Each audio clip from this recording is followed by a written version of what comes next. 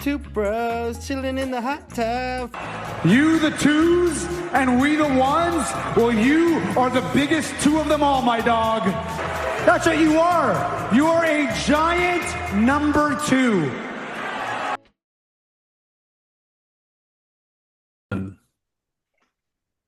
Yo, what's going on, guys? Welcome to a brand new episode of the Two Bros Podcast. As always, I am Bryce, and I am joined by... Yo, I'm Matt, and I'm so excited we're finally going to be talking a lot of basketball. I know, because now the NFL season's over, so we have to find another sport to talk about a lot more often.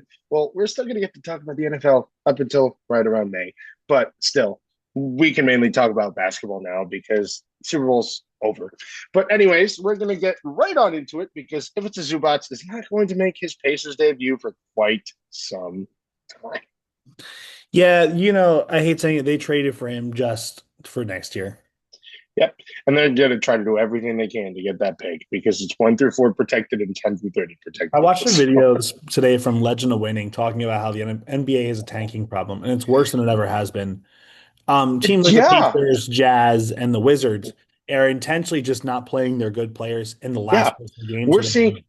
We're seeing guys like Isaiah Collier play 2 straight 48-point games, and I'm not going to discredit Isaiah Collier because he's a great player, but he's not your starter right now because that is Keontae George. Keontae George is their starting point guard of the future, and the fact that Jaren Jackson Jr., Lauri Markkanen, and Keontae George are all alternating game to game to game is ridiculous. And Carson Breber from Nerd Sesh, I think, brought up a good point that I think the NBA really should consider, and that is doing the NBA draft lottery during the All-Star break because it eliminates the need for tanking in the second half.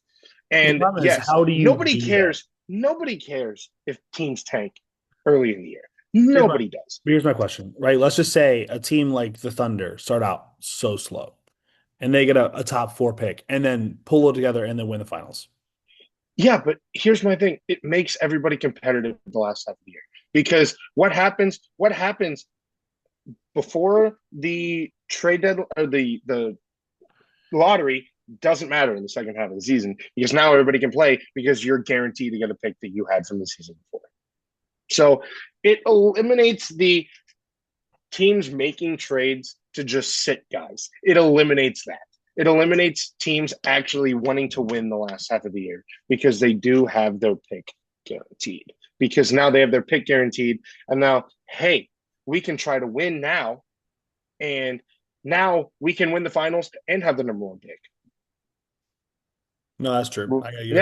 And there are ups and downs to it, but I do think the NBA needs to do something because people had a problem with tanking in the 2010s. The 2020s, tanking has been absolutely atrocious. Everybody, if they're not guaranteed top 8, just tank. They just sit there, guys. You brought up the Wizards. You brought up the Jazz, and you brought up the Pacers. Now they made big trades for superstar players who are not going to play the rest of the season. Like it alienates your fans because yes, they pay to see you play basketball. They will, but they play to see you. They pay to come to see you. Like the team that everyone wants to hate on, the Thunder, did it the right way. They won and they were competitive and they also made trades. Like they made trades. They had a lot of draft capital, which ended up being some good picks, but they were competitive at all times. Shea and Chris Paul led them to the playoffs. Yeah. They got beat first round, but they were competitive. And their fans were excited because consistently they were battling. Yeah. And it's like the Pistons a few years ago when they went on that historic losing streak. They were not trying to lose games. They were actively trying to win games. Their stars were in every game. Fans don't care if their team loses as much if they are putting up a fight in the loss. They don't want the Jazz and the Magic game. The Jazz were up huge going into the fourth. 13 or 14. And then they just sat everybody. And then they ended up Jaren Jackson Jr. and Lauri Markkanen didn't play a minute. That's what the NBA needs to address. That's really what the NBA needs to address. But now we're going to talk about a feel-good story because this is something that I think everybody has wanted for a while. the Thunder assigned Nikola Topic to their G League team, the OKC Blue, to ramp up his return to play from ACL injury and cancer treatment. This is a great story. This is a guy who in the 2024 draft was rumored, projected to be the number one pick. And this is great. I love to see it. This is a guy who's a bright future if he can just stay healthy. Obviously, the ACL injury, and then you can't avoid cancer. Testicular cancer is not something to play with, so I'm glad they took their time. Looks like he is available for tonight. Oh, that's good. I don't know if he's going to play, but he is available to make his debut if the Thunder decide. All eyes on the Thunder tonight if he decides to play. Next, the Bucks sign Cam Johnson to a 1-year deal. And he already made his debut, in which people are going absolutely crazy because the Nets screwed up by letting go of an inefficient scorer who can't pass, can't rebound, play defense, can't do anything but score inefficiently. He had 34 points last night on 12 for 20. Guess what? Jamarcus Russell had one good game in his NFL career. That's fair. Yeah, I don't look at Cam Thomas as a guy who's a game changer, especially for a team that's as bad as the Bucks, who already has a shot chucker like Kevin Porter Jr. It is funny because what's it called? What's it called? Doc Rivers said about Cam Thomas making his debut last night, I had Jamal Crawford. Now I have Cam Thomas. Which means he's going to play Cam Thomas in the same role Cam Thomas was so adamant about not playing because he thinks he is a superstar. Off the bench. Yep. You want to know why Jamal Crawford was so good? It's because he accepted the role. Yeah. He knew what was important. He knew that he was that spark plug off the bench the Clippers needed. Yeah. The problem is with a guy like Cam Thomas, he has this super high ego for a guy that was realistically not even almost drafted in the first round. He almost wasn't even drafted. Let's not forget he had to play in the QA for a reason. Yeah. And he's still averaging 39.5% from the field this year. He's just not that good. Okay, now the Mavericks are back in the news because Mark Cuban is interested in partnering with a Dallas investor to buy back the Dallas Mavericks. He saw how bad things were and said, all right, I probably should step in. I hope he does. I hope he does. It'll be the biggest. Can you imagine if he sold it for a bunch of money just to say, I will pay you the money back that you gave me to take Stop ruining my team. Stop ruining my team. That's crazy. I know. We're not going to talk about it that much. I just thought it was funny.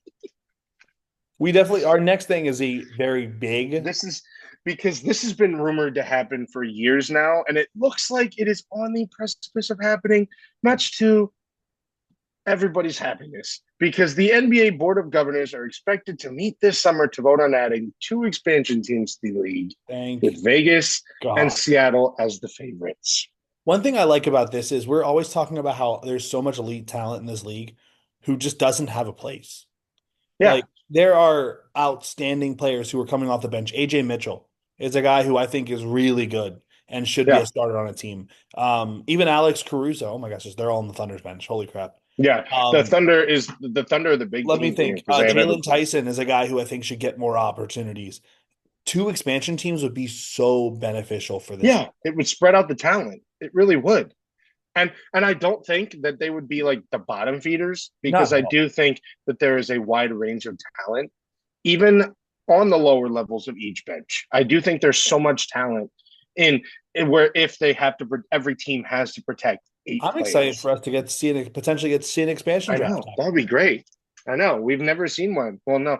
Well, there's been one in our lifetime. We didn't really. Yeah, I wasn't really paying attention to basketball then. But next, Golden State is targeting Lonzo Ball in the buyout market. I like that move. I think he is a great depth defensive piece for them. Lonzo Ball is just, completing his tour of the Pacific teams. Next, he'll be a Clipper, and then a Sun, then a King. Yeah. But I think he plays well. He's going to be he's not a shooter. He's not a scorer. He's going to facilitate and play defense off the bench. And I think that's what they need.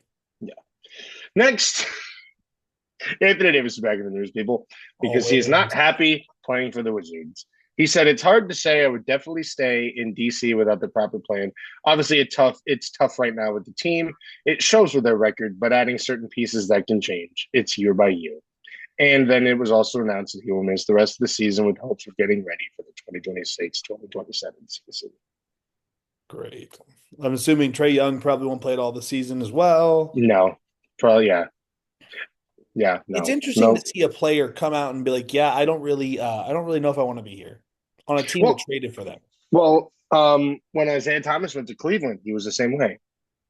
He's like, "Oh, I loved Boston." Well, after he got traded to Cleveland, he was like, "Oh, I loved Boston. I'm going to miss Boston," all while being on the Cavs. And it rubbed a lot of people the wrong way. And I think that Anthony Davis wasn't happy about being traded to Dallas either. So, yeah, I mean, he loved LA. Yeah, well, let's be honest. Who wouldn't love being a Laker? That's true. Unless your name is DeAndre Ayton, Montrezl Harrell. Anyways, Mike Conley will resign with the Timberwolves. They traded him, and this is only possible. This is only possible because he was bought out after he was traded again. So had the Bulls have bought him out, he wouldn't have been able to. But since he was traded from the Bulls to the Hornets, he was able to get that loophole where he can go right back to the Celtics. So essentially, they gave up nothing. They got assets for getting rid of Mike Conley and bringing back Mike Conley. You know what? Good depth piece. I really like that in the city. Uncle Mike is back. Okay, this is another big story because Isaiah Stewart was suspended 7 games. Miles Bridges was suspended for 4. Moussa Diabate was suspended for 4. And the person who started the fight was only suspended for 2 games in their roles in the brawl between the Hornets and the Pistons. Yeah, we got ourselves a Malice in the Palace part 2. Yeah, we did. I watched a video talking about this today, kind of talking about how this was the coming out party for the Hornets. The Hornets were ready to be a good team. And Moussa Diabate almost got his head knocked off if Jalen Duren didn't hold back his punch. But the Hornets are fun. They're a play-in team. They're probably going to make the play-in this year. If you look at the Eastern Conference, it's pretty set. If you're not sitting in the play-in, you're probably not going to make it. I'm excited to see the tenacity this Hornets team has. Of course, they lost the game, but that's how you lose a game and still look like winners. Yeah, because you're the tough guy. You're the one who can stand tall with the big dogs and put up a fight. And anyone who knows anything about the Pistons everyone knows they're the ones who lay the hits. They're the ones who are the fighters. So you going toe-to-toe with the one who's going to throw the punch first, the bad boys. Respect it. You going toe-to-toe with the bad boys. Yeah, you know what? I got to give a lot of credit to this Hornets team. I obviously think they're probably going to be a quick exit in the play-in or a quick first-round exit in the playoffs, but I really am excited for this future they have going. Yeah. Brandon Miller, LaMelo Ball, Moussa Diabate, Con Kneppel, Ryan Kalkbrenner. This is great. And they're so young. Honestly, the moment they trade or let Miles Bridges walk this offseason, they're going to be so much better. Yeah. Next, we have the San Antonio Spurs and forward Jeremy Sohan agreed to part ways, and he is a free agent. But a report came out today that he will sign with the New York Knicks after he clears waivers. You were pretty against that earlier when we were talking. I kind of understood. The player he is just doesn't fit with the scheme they are. He's a bit of a lazy defender, a bit of a ISO type player. So I kind of get it. The Spurs are a team ball kind of team. They went from Greg Popovich to Mitch Johnson, who just preaches it's. Who was Greg Popovich's assistant? He is basically Baby Pop. It's a team sport, and you can see that with their guys like Stephon Castle, Devin Vassell, De'Aaron Fox, Wemby. Everyone knows Wemby's their star, but they play through everybody. Yeah, they do.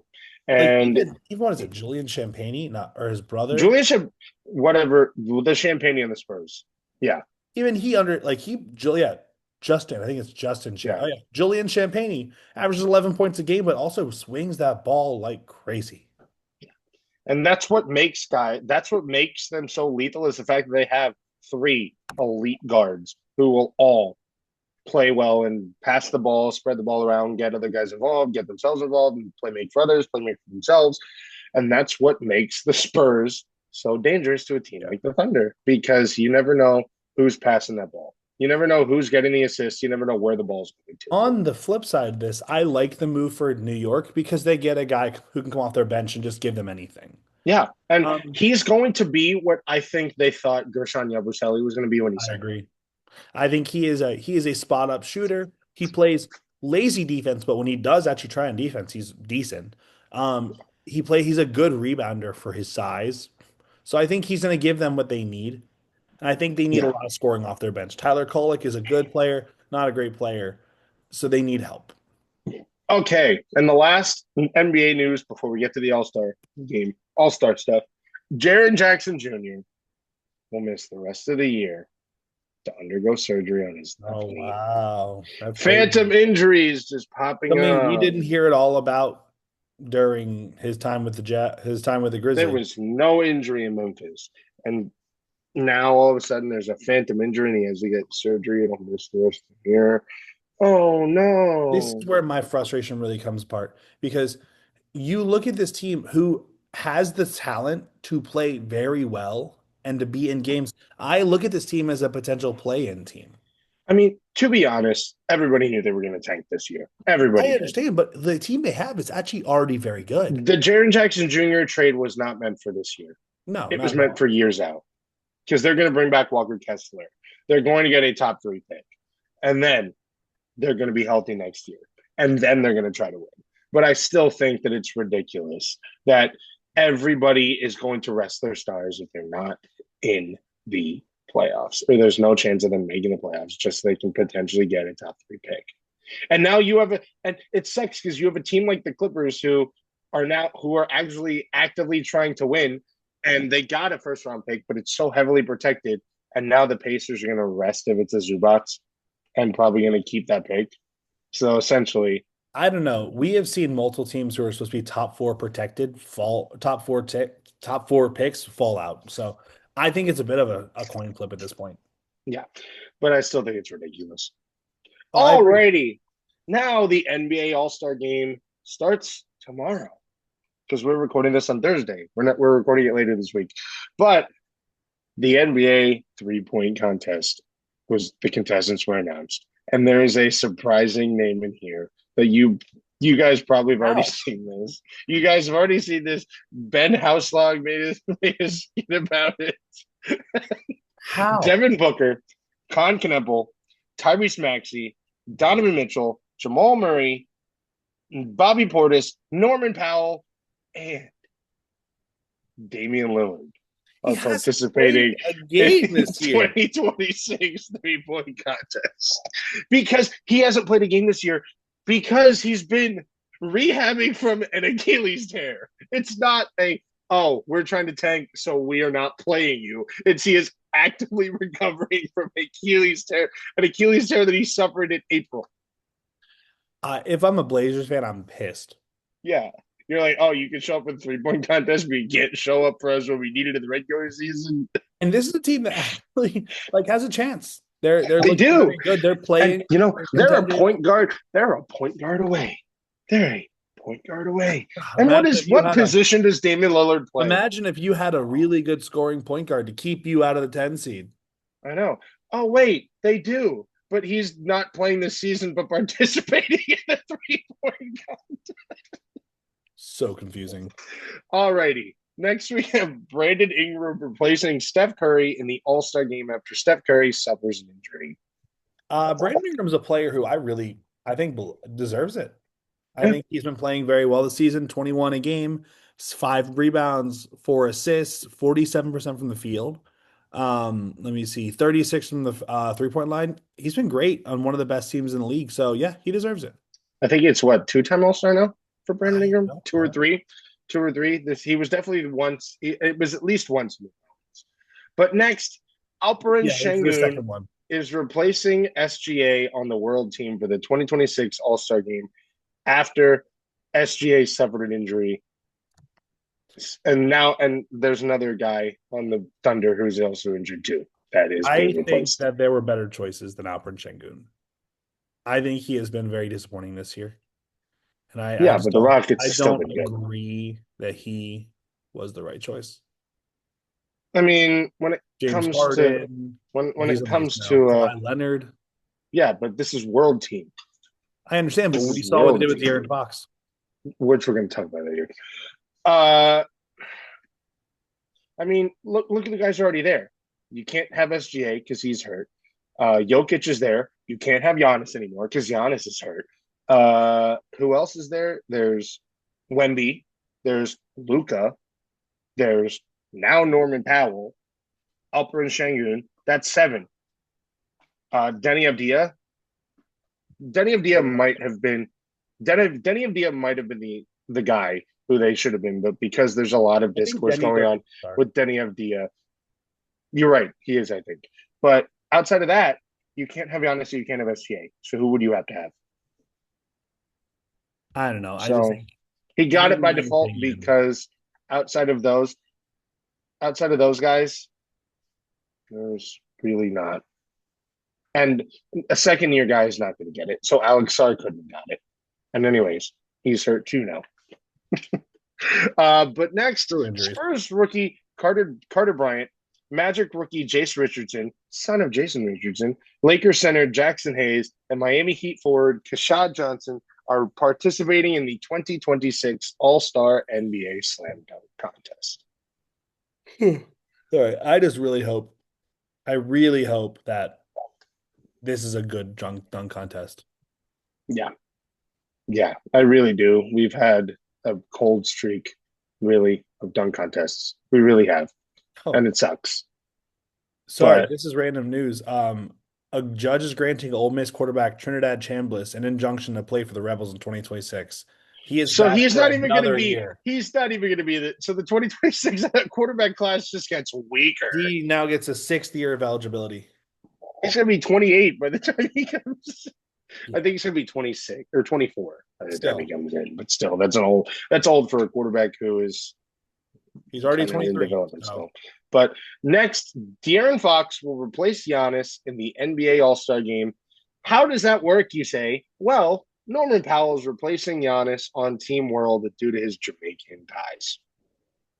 You mean? Oh yeah, okay. I see what you're saying. Yeah, it's interesting. A lot of star players are just not understanding. Hey, I want to rest up. Well, Giannis wants to play, but the Bucks don't want him to play because they want to get a higher draft pick. Which the Bucks don't want him to play anywhere. I don't even know if they have their draft pick. The Bucks don't want him to play anywhere. They don't. They don't want him to play for them. They don't want him to play for anybody else. They want to hold him hostage. Yeah. Next, Alex Sarr sustains a hamstring injury and will miss 2 weeks, meaning he is out for tomorrow's Rising Stars game. This sucks because he was having such a great year. He's only one of 4 players averaging 17 points, 7 rebounds, and 2 blocks this year. He's been awesome. I got to give it to him. Compared to the other players in this draft, he has been just really, really good this year. He's been the standout, and now you know why a lot of people thought he was going to go number 1. Now you know why a lot of people wanted him to go number 1 because now you're seeing exactly the kind of player he's going to be, and I think next year we're going to unlock more of that when he has Anthony Davis or potentially Cam Boozer. By the way, but now someone who deserves to be in the All-Star over Alperen Şengün, who? Lauri Markkanen. Oh yeah, Lauri's averaging 28. He's from Finland, so that's right. I knew that. He's the Finnish Hammer. Yeah, 20. Yeah, he's averaging 28 a game. He's averaging 28 points a game. Not even playing fourth quarters. Yeah, he's Nikola Jokic for not winning basketball. All right. Our final topic of this. We're so ADHD right now. We're very ADHD. Okay. Zachary Reese-Shea will replace AJ Mitchell on Team T-Mac in the 2026 Rising Stars game, meaning he has now been on both Rising Stars games the first 2 years in his career. But this is an injury replacement, but still it doesn't matter. I'm a lot higher on Zachary Reese-Shea than a lot of people are. Yeah, I think he's a great 3-and-D player. He is. Will he ever be a number 1 option? No. I just think he shouldn't have been the number 1 overall pick. He shouldn't have because Alex Sarr is clearly showing why he should have been the number 1 pick. Stephon Castle. Zach Edey, Donovan Clingan. A lot of players were better. Even now, is that his fault he was drafted number 1 overall? Of course not. no, But if you look at the players who went behind him, let's just take a quick stroll down. Alex Sauer 2, Stephon Castle 3, Reed Shepard, well, Ron Holland, no. Tajon Salon, no. Clingan, yes. Dillingham, no. Edey, yes. Cody Williams, no. Modest Buzelis. yes. Why? Yeah, Modest Brazil should have been a top 5 pick. Topich hasn't got to play, so that doesn't count. Devin Carter, no. Bub Carrington, Maybe.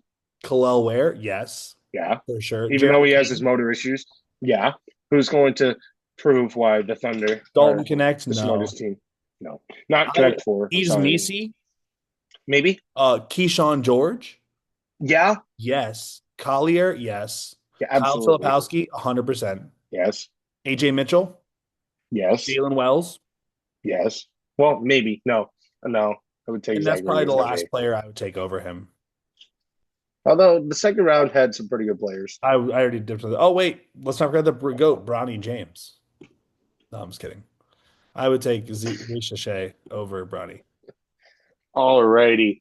Well, if you guys are in LA and you're not going to the All-Star game, don't go in downtown this weekend. It's going to be an absolute madhouse because the 2026 All-Star weekend is taking place in the Intuit Dome, or as I call it, the Intuit Shit Dome, because the Clippers play there. But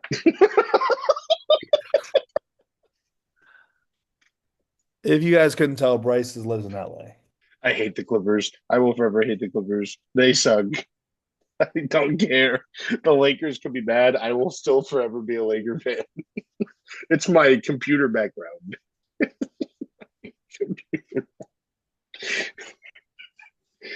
There was another arena right down the street that, actually has had winning and all-star games there before. Yeah, But they've already had plenty of All-Star games. I think they wanted to give it to the new stadium. It makes sense. I guess. Although there have I been want to go see that stadium at some point. There have been 2 Monday Night Raws there. I want to see that stadium at some point. Maybe we'll see it when you come out here this year. Maybe. In Because April. you can walk it. You In can August? walk. Yeah, you can walk in the team store all year. I guess you're right. You can walk in the team store all year. It doesn't Summer matter. League as You can well. walk in the team store. Summer League is in Vegas. Oh, screw them. Yeah. And they also have one in Orlando, too. Oh, yeah. So I'm not they have a going to Vegas Vegas Summer or- League and then an Orlando Summer League. I'm not going to Vegas or Orlando. Not worth it. Yeah. But anyways, that's going to do it for this episode of the podcast. If you liked it, you know what to do.